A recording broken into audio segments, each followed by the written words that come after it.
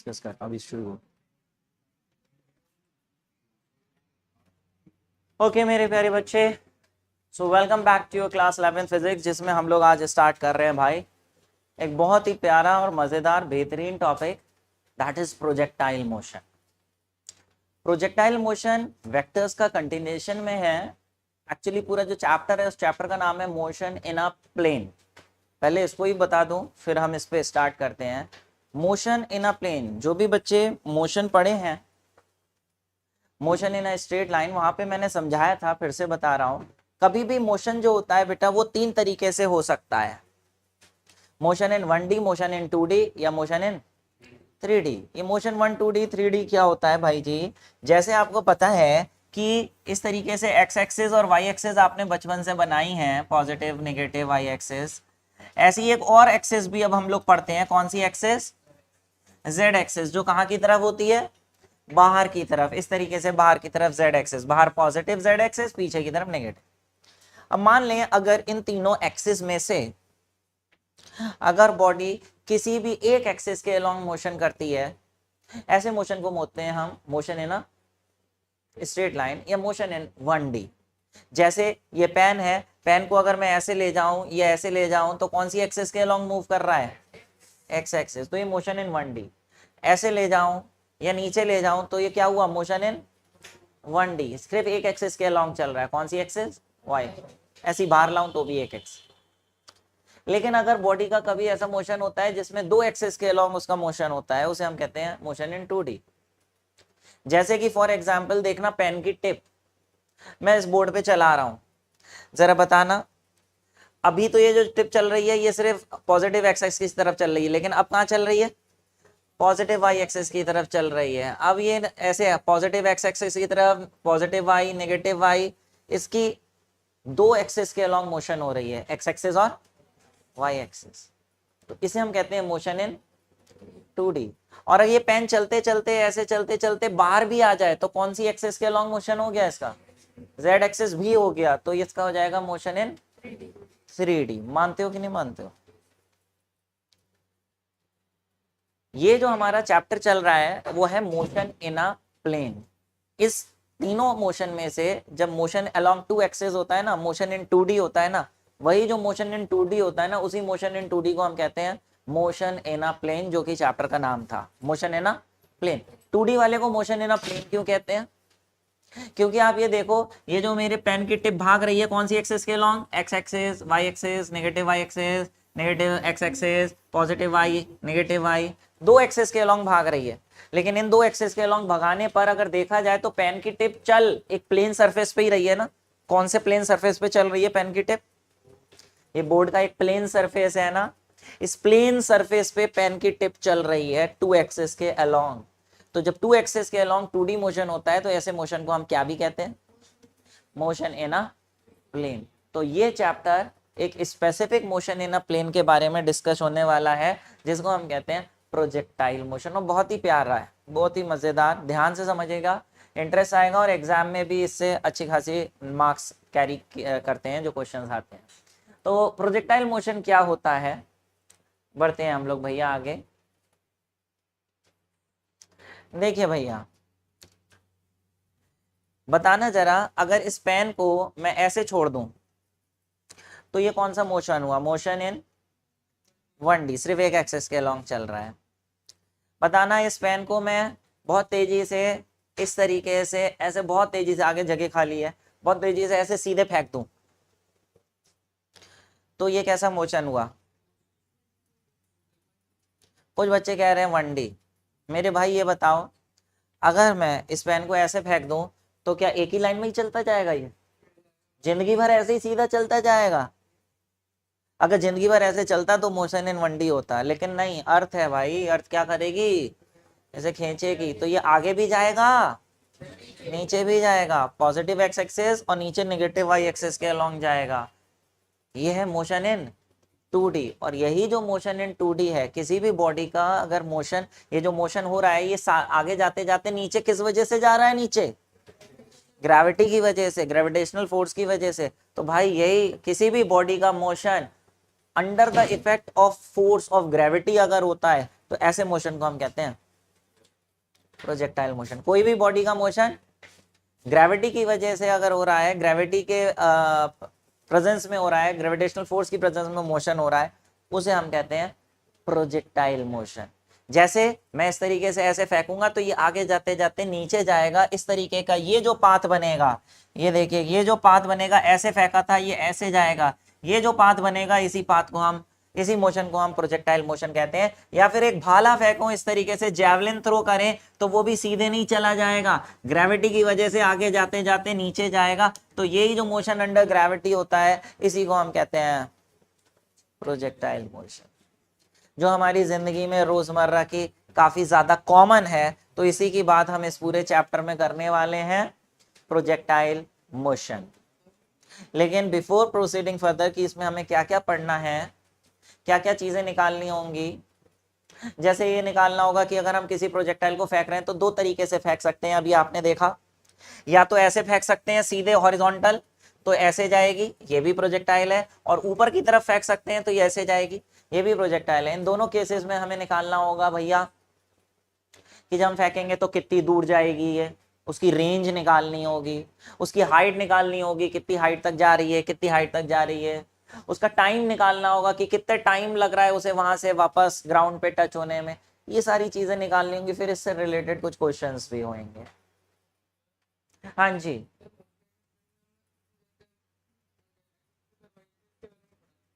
कोई भी दो एक्सेस हो सकती है मोशन इन अ प्लेन में, चाहे वो एक्स वाई हो, चाहे एक्स जेड हो, चाहे वाई जेड हो, कोई भी दो। क्या बेटा, क्या? क्वेश्चन तो हमने तीनों वाले पे किए। मैं नहीं समझ पा रहा, मोशन तो हमने तीनों वालों पे किया था। क्वेश्चन तो हमने तीन वाले पे किए, मतलब हाँ हाँ हाँ, तो वो, लेकिन बिल्कुल सही कह रहे हैं, तो वो फिर 3D हो गया। जहां हम 3 एक्सेस वाला कर रहे हैं, 2 एक्सेस वाला कर रहे हैं तो 2D। ओके, तो ये देखिए भैया, तो इसमें कुछ टर्म्स है, पहले वो पढ़ लेते हैं भैया। जैसे कि प्रोजेक्टाइल मोशन क्या होता है, इसकी डेफिनेशन आपने समझ ली।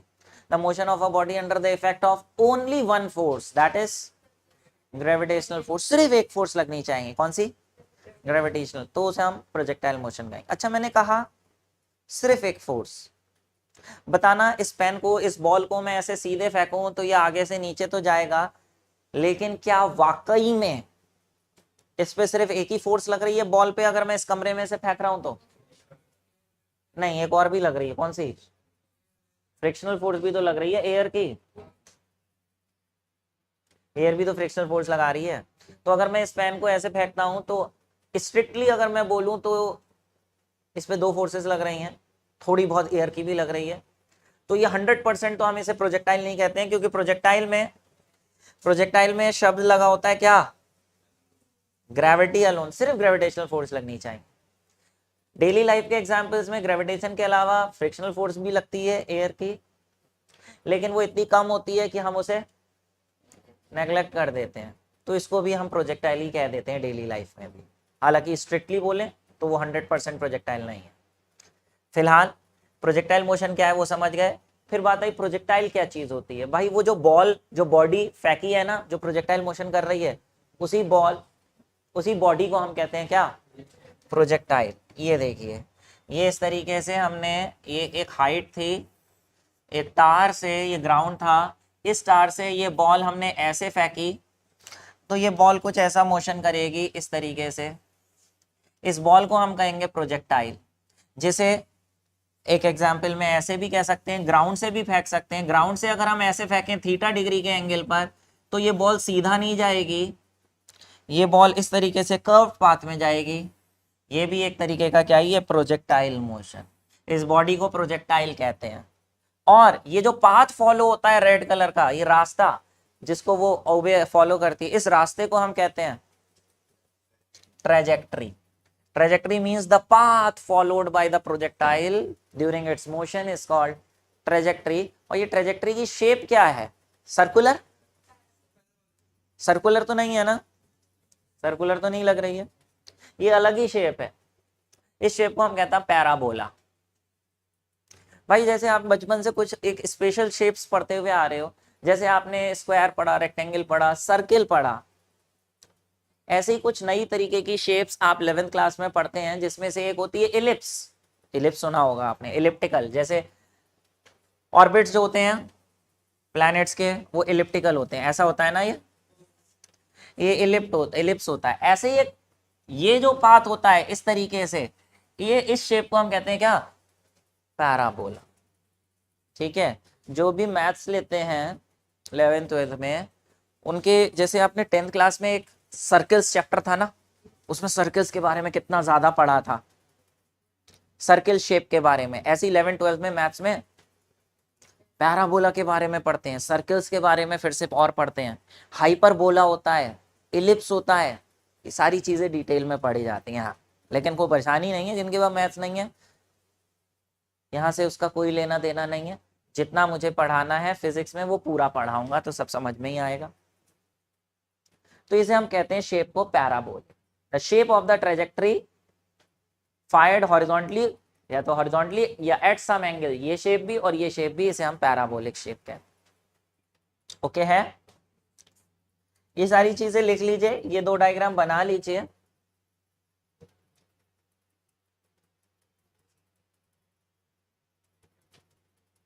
ठीक है, चलिए आगे बढ़ते हैं।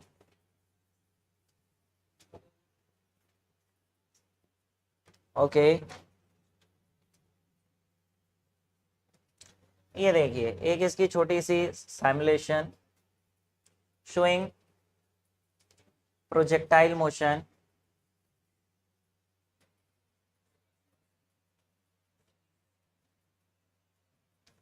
यार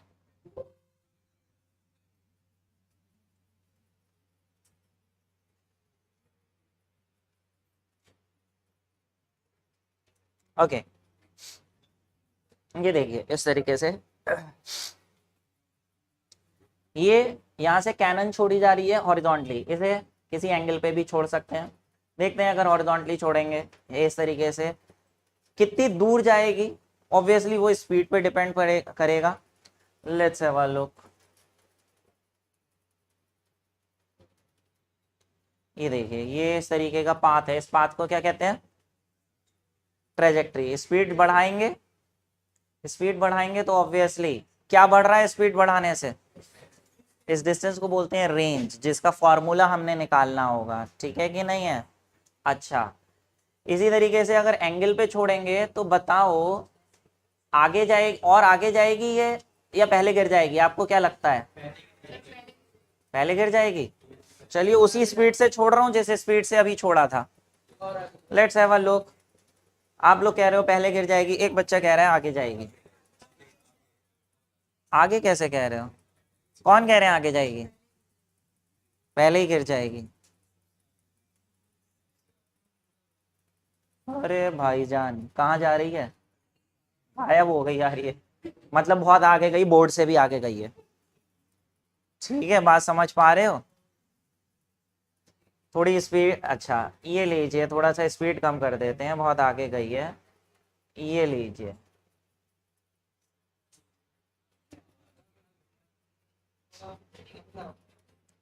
ये देख रहे हो अभी पहले ही गिर गई।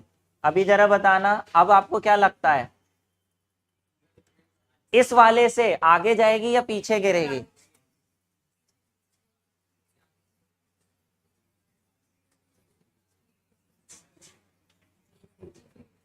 यानी आप देख रहे हैं जो रेंज है वो रेंज एंगल पे भी डिपेंड करती है।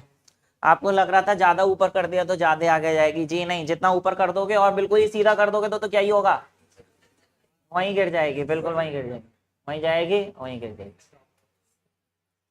बात समझ रहे हो फिलहाल, ठीक है भैया आगे बढ़ते हैं। ये किस पे एंगल पे, अच्छा आपको क्या लगता है, ऐसे ही मैं पूछ रहा हूँ अभी पढ़ाया नहीं है, कितना एंगल रखें कि आपको लगता है ज्यादा से ज्यादा दूर जाए। यस 45 पे वो मैक्सिमम दूर जाती है। इसका प्रूफ है कैसे 45 पे मैक्सिमम जाती है, 45 से ज्यादा करें तो क्या होगा, 45 से कम करें तो क्या होगा, ये सारी चीजें हमने इसमें पढ़नी है। चलिए ये लिख लिया क्या आपने, लिख लीजिए सारी चीजें, फिर हम आगे बढ़ रहे हैं। Good evening Pathak ji. Projectile motion करती है, वाह जी वाह, बुलेट फायर करेंगे तो वो प्रोजेक्टाइल मोशन करेगी। है जी बेटा?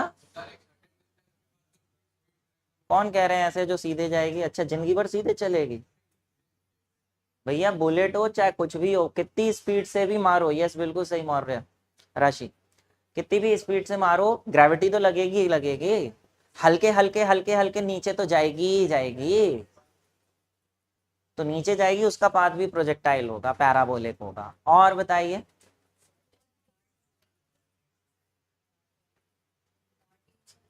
डार्ट, डार्ट फेंकते हैं कोई, ठीक है। और बैडमिंटन, क्रिकेट की बॉल, आपके तीर कमान में से तीर निकला, जैवलिन थ्रो फेंकते हैं, शॉर्ट पुट फेंकते हैं, कोई भी चीज फेंकते हैं। जैवलिन थ्रो,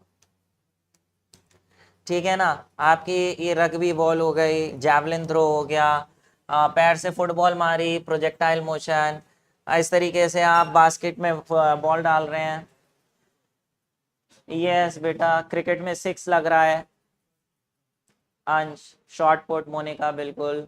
थ्रोइंग स्टोन, अंश, यस डेविड, है ना। डिस्कस, तो ये सब प्रोजेक्टाइल है। तो हेडिंग डालिए एग्जाम्पल्स, एक दो लिख लीजिए बस, काफी है याददाश्त के लिए, फिर आगे बढ़ते हैं।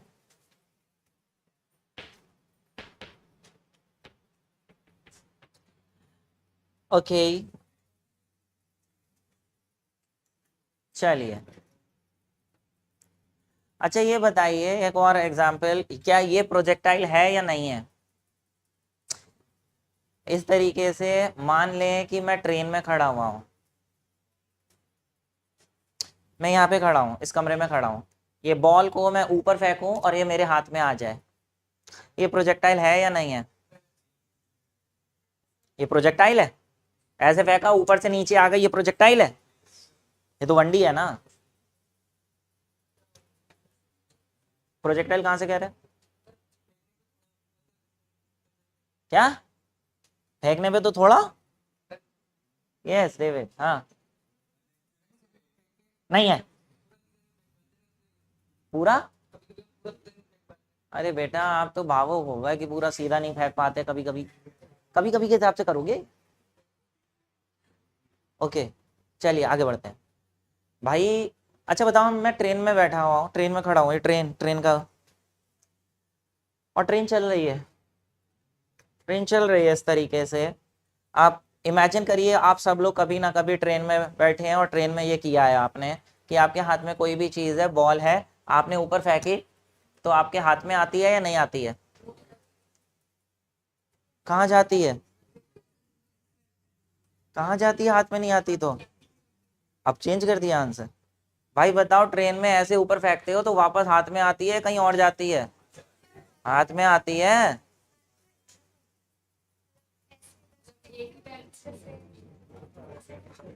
ऐसा कुछ होता है भाई ट्रेन में, बताइए, ट्रेन में ऐसे फेंका आपने और वापस आपके हाथ में आती है? बताइए, ये बॉडी का मोशन प्रोजेक्टाइल है या नहीं है? फर्स्ट इंस्टेंस में इट सीम्स दैट ये बॉल सीधे ऊपर जाती है और वापस हमारे हाथ में आ जाती है। आप जेंटली इस तरीके से फेंकिए और ये वापस आपके हाथ में आएगी। तो फर्स्ट इंस्टेंस में it is looking like that is motion in 1D। लेकिन असलियत बता दूं आपको कि ये सिर्फ आपका वहम है कि बॉल सीधी गई और सीधी वापस आई। ये आपको लग रहा है ऐसा कि सीधी गई और सीधी वापस आई, लेकिन आपकी अगर मैं वीडियो बनाऊं ना ट्रेन के बाहर से खड़े होके, स्लो मोशन में, स्लोमो में, ट्रेन के बाहर से खड़े होके, तो उस कैमरे में बॉल ऐसे और ऐसे नहीं दिखेगी, बॉल ऐसे दिखेगी। अगर ट्रेन उधर जा रही है तो बॉल ऐसे दिखेगी, यस, प्रोजेक्टाइल मोशन करते हुए दिखेगी अगर मैं स्लोमो में आपकी वीडियो बाहर से बना लूं तो। इस ऐसा क्यों सर? सर हमें तो नहीं लग रहा, हमें तो बिल्कुल ऊपर नीचे जाती दिखाई दे रही है, हाथ में ही आ रही है, ऐसा क्यों सर? इसका खुलासा थोड़े एपिसोड्स के बाद होगा, अभी सिर्फ अपने दिमाग में रखिए कि सर ने ऐसा बोला। कम ज्यादा वो भी कुछ स्पेशल केसेस हैं, उसकी बात हम नहीं करते हैं अभी। सेकंड वाला क्या? Object drop, yes. मेरे भाई ये बताओ, कि मैं पंखे पे लटक गया और पंखे पे लटक के ये पेन मैंने ऐसे छोड़ा, तो पेन का मोशन कैसा होगा? 1D सीधे नीचे आएगा। लेकिन भैया मैं पंखे पे ना लटक के एक एरोप्लेन जा रहा था तेजी से और उसके पहिए पे लटक गया और एरोप्लेन चल रहा है और उससे मैंने ये पेन छोड़ा, तो पेन कहाँ जाए, कैसा मोशन करेगा? पेन ऐसे सीधे नहीं गिरेगा। भाई आप सोचिए कि चलती हुई चीज से, ये लीजिए, ये इस तरीके से ये एरोप्लेन है और चलते हुए एरोप्लेन से इस तरीके से अगर मैं, रुका हुआ एरोप्लेन है, इससे पत्थर छोड़ूं तो ये सीधे नीचे ही गिर रहा है, ठीक है। लेकिन चलते हुए एरोप्लेन से अगर पत्थर छोड़ूंगा तो वो नीचे सीधा नहीं गिरेगा, आगे जाके प्रोजेक्टाइल पाथ में गिरेगा। ये देखना, मैं सिर्फ छोड़ूंगा, पेन जो मेरे हाथ में है सिर्फ इस पेन को छोड़ दूंगा मैं, ठीक है। ये देखना, ये इस तरीके से तेजी से सीधे जा रहा है। अरे आगे गया, देख रहे हो, आगे गया।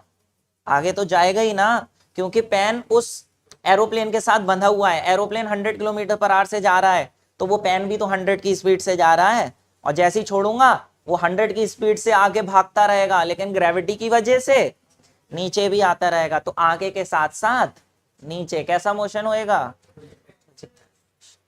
बात समझ में आ गई? ऐसे ही कुछ ट्रेन वाला केस भी है जिसकी चर्चा हम थोड़ा आगे करेंगे। अंश कह रहे हैं train moving on positive x axis, ball is moving on y. नहीं बेटा, थोड़ा सा इसमें ट्विस्ट है, देखेंगे। फिलहाल ये देखो, ये लिखा है throwing stone upwards in a moving train will be a projectile motion as observed by person standing outside the train। बाहर से देखेगा तो उसे प्रोजेक्टाइल लगेगा, राइट है।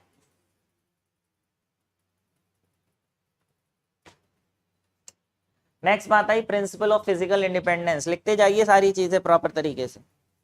Principle of physical independence of motion, यहां क्या बताना चाहते हैं मेरे भाई, ध्यान से समझना। ये इस टॉपिक का, इस चैप्टर का यही बेस है बेटा। जब भी, जैसे मैंने, ये ग्राउंड है और ये एक बॉल है, इस बॉल को मैंने ऐसे फेंका तो क्या ये सीधी जाएगी? ये पैराबोलिक पाथ कवर करते हुए ऐसे गिरेगी ना। तो आप ये देखिए, इसका जो मोशन हो रहा है, ये दो तरीके का मोशन इसमें इंक्लूडेड है, एक हॉरिजॉन्टल और एक वर्टिकल। दोनों साथ साथ में हो रहे हैं, ये आगे भी जा रही है और नीचे भी जा रही है। तो इसमें दो तरीके के मोशन है। The motion of projectile is considered to be combination of two motions, एक मोशन अलोंग हॉरिजॉन्टल और एक motion along vertical under gravity, right है। लेकिन एक बात है, ये जब आगे जा रही है, ये बॉल आगे जा रही है, तो जरा देखना आप, क्योंकि अब वेक्टर्स पढ़ चुके हो, तो ये मैं वेलोसिटी बना रहा हूं। इसकी वेलोसिटी एक हॉरिजॉन्टल डायरेक्शन में भी होगी हर जगह, क्योंकि ये आगे जा रही है, और एक वर्टिकल डायरेक्शन में भी होगी। मानते हो कि नहीं मानते हो? ठीक है कि नहीं है? आगे भी जाएगी, पीछे भी। आगे इसको कौन ले जाएगा? इसकी हॉरिजॉन्टल वेलोसिटी। नीचे कौन ले जाएगा? इसकी वर्टिकल वेलोसिटी।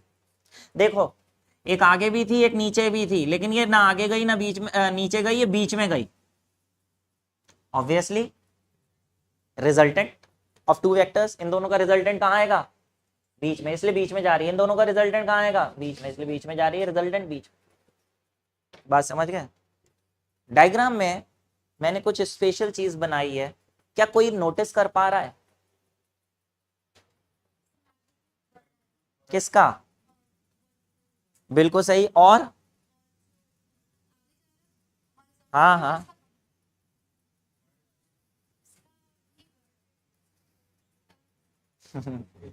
बिल्कुल सही कह रही हैं। एक चीज आप इसमें देखिए जरा, वर्टिकल और हॉरिजॉन्टल दो वेलोसिटियां हैं। देख रहे हो इसकी जो हॉरिजॉन्टल वेलोसिटी वर्टिकल वेलोसिटी है, देख रहे हो वो क्या होती जा रही है, बढ़ती जा रही है ना। यहां तो बिल्कुल भी नहीं थी वर्टिकल, यहां थोड़ी वर्टिकल वेलोसिटी बढ़ी और बढ़ी और बढ़ी और बढ़ी और बढ़ गई। ऑब्वियसली नीचे आते आते ग्रेविटी क्योंकि नीचे खींचती है, किसी भी बॉडी की नीचे आते आते वेलोसिटी तो बढ़ती है ना ग्रेविटी की वजह से। Positive acceleration 9.8 acceleration due to gravity, नीचे आते आते वेलोसिटी बढ़ती है, इसलिए मैंने वेक्टर छोटे से बड़े से बड़ा दिखाया है। लेकिन हॉरिजॉन्टल वेलोसिटी देखियो जरा, हॉरिजॉन्टल वेलोसिटी देखियो जरा, यहां इतनी थी, यहां भी इतनी है, यहां भी इतनी है, यहां भी इतनी है, यहां भी इतनी है। हॉरिजॉन्टल वेलोसिटी ना बढ़ रही है ना घट रही है। भाई किसी भी चीज की वेलोसिटी कब बढ़ती है, जब, जल्दी बोलो, जब उस पर फोर्स लगे। तो इसकी नीचे आने वाली वेलोसिटी बढ़ रही है क्योंकि उस पर फोर्स लग रही है। कौन लगा रहा है, ग्रेविटी, इसलिए नीचे वाली फोर्स नीचे वाली वेलोसिटी बढ़ रही है।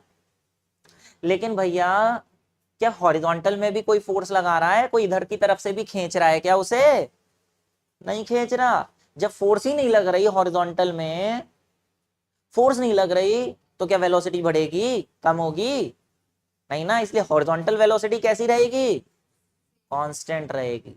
तो जो टू मोशंस हैं हॉरिजॉन्टल एंड वर्टिकल, देखो हॉरिजॉन्टल में लिखा है वेलोसिटी यूनिफॉर्म, जबकि वर्टिकल में लिखा है under acceleration due to gravity. Acceleration का मतलब इंक्रीजिंग वेलोसिटी। बात समझ गए नहीं समझ गए। तो दो मोशंस हैं और इसका इससे कोई लेना देना नहीं है। आप देखिए यहाँ पे वेलोसिटी नहीं बढ़ रही है, यहाँ वेलोसिटी बढ़ रही है, ये दो इंडिपेंडेंट मोशंस हैं, एक का दूसरे से कोई भी लेना देना नहीं है। एक का दूसरे से लेना देना नहीं है का मतलब क्या है बताओ। एक बॉल मैंने यहां से 10 मीटर पर सेकंड से फेंकी और दूसरी बॉल यहीं से 20 मीटर पर सेकंड से फेंकी, कौन सी ज्यादा दूर जाके गिरेगी, ऑब्वियसली 20 वाली। किसको ज्यादा समय लगेगा नीचे टच करने में, 20 वाली। अगर आप सोच रहे हो तो ये आपका भ्रम है। चाहे 10 से फेंको चाहे 20 से फेंको, both will take the same time. Yes चाचा,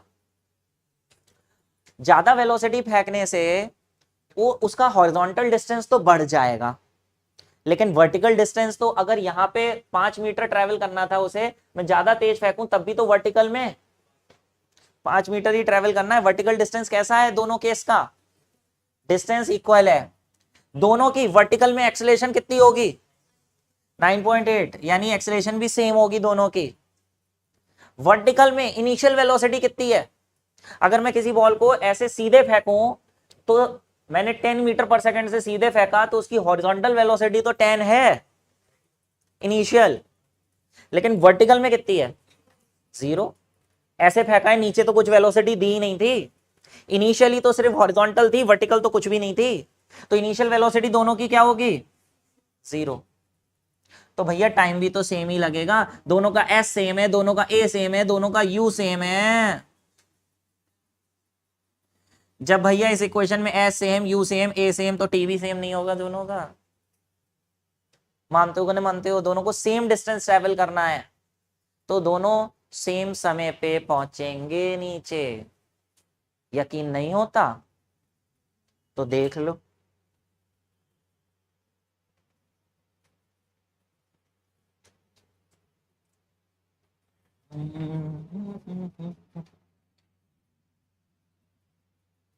लो जी,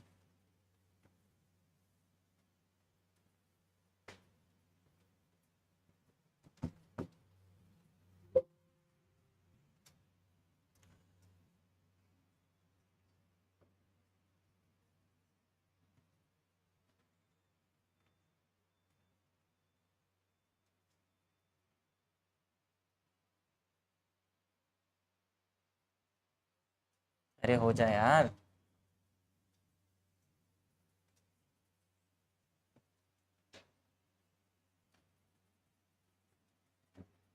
एक मिनट देख लेते हैं भैया, दोनों सेम टाइम पे गिरेंगे या नहीं गिरेंगे।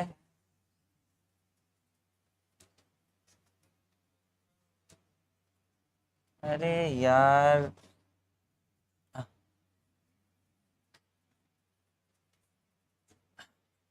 ठीक है, okay, let's have a look.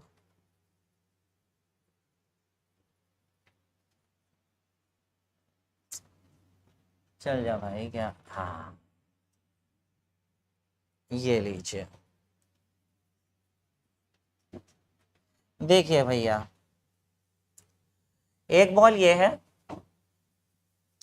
ठीक है, इसको मैं,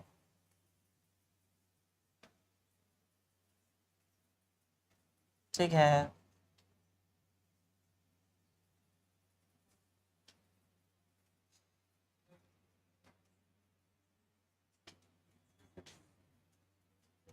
ठीक है, ये देखिए भैया, ये लीजिए, एक बॉल ये है और एक बॉल ये है, ठीक है, जरा देखिएगा,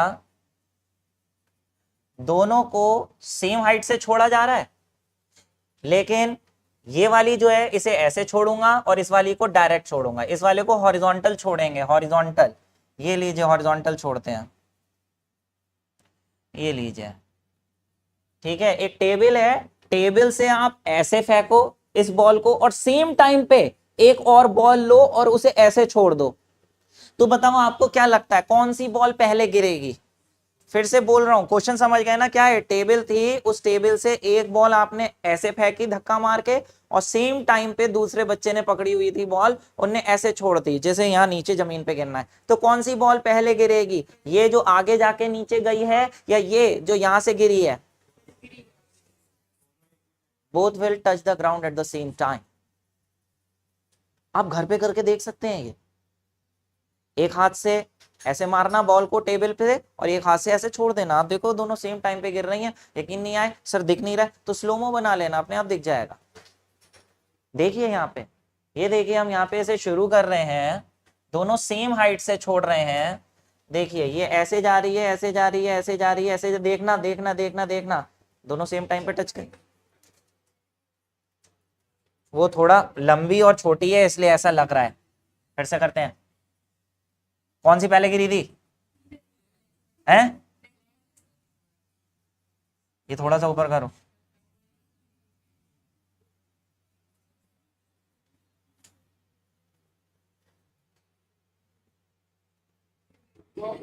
अब बस मेरी भावनाओं की कदर करो, बात समझ गए नहीं समझ गए? दोनों सेम टाइम पे ही बिल्कुल यहाँ पे गिरेंगी, ये थोड़ी सेंटर नहीं मिल पा रहा है इसलिए थोड़ा सा ऐसे हो रहा है, मुझे मैनुअली ऊपर नीचे करना पड़ रहा है, बिल्कुल अगर सेम हाइट से गिरेंगी तो हाँ ये बिल्कुल सेम टाइम पे ही गिरेंगी, चाहे कितनी भी तेजी से फेंक दीजिए, सेम टाइम पे, ये देखिए, हाँ बस मौका मिल जाए, ठीक है। क्यों सेम टाइम पे गिर रही है बताना जरा, क्योंकि दोनों का डिस्टेंस सेम है, कौन सा डिस्टेंस? वर्टिकल, दोनों की एक्सेलरेशन ग्रेविटी वाली नीचे लाने की खींचने वाली फोर्स सेम है, दोनों का इनिशियल वेलोसिटी भी सेम है, इसे जब हम छोड़ रहे थे तो इसकी इनिशियल वेलोसिटी कितनी थी नीचे जाने की? 0, और इसे भी छोड़ रहे थे, फेंक रहे थे ऐसे, लेकिन इनिशियल वेलोसिटी इसकी वर्टिकल डायरेक्शन में कितनी थी? 0, तो सब सेम होने की वजह से टाइम भी दोनों का, हाँ जी,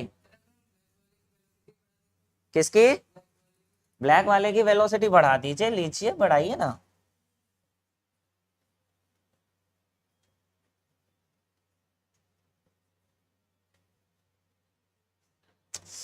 अरे यार, ये लीजिए वेलोसिटी बढ़ा देते हैं, वेलोसिटी आप कुछ भी बढ़ा दीजिए, आपने ये बताइए जो वेलोसिटी बढ़ा के 120 मीटर पर सेकंड कर दी, 40 मीटर पर सेकंड से 120 मीटर पर सेकंड, तिगुना स्पीड कर दी, जरा बताना कौन सी स्पीड बढ़ाई आपने? हॉरिजॉन्टल स्पीड बढ़ाई, तो वो और आगे जाके गिरेगी, क्या आपने वर्टिकल स्पीड भी बढ़ाई? तो वर्टिकल स्पीड तो 0 ही रही ना, इनिशियल डिस्टेंस भी तो वही रहा ना, देखो दोनों सेम टाइम पे गिरेंगे अब भी, लेकिन अब ये थोड़ा आगे जा रही है, अरे टक्कर हो गई, बात समझ गए कि नहीं समझ गए? ये और आगे जाके गिरेगी लेकिन गिरेंगी सेम टाइम पे, इसे थोड़ा सा हम,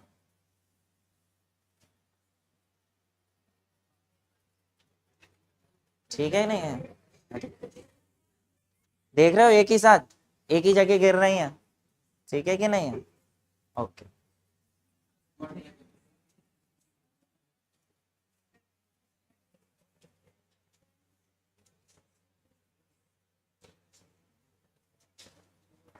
Okay.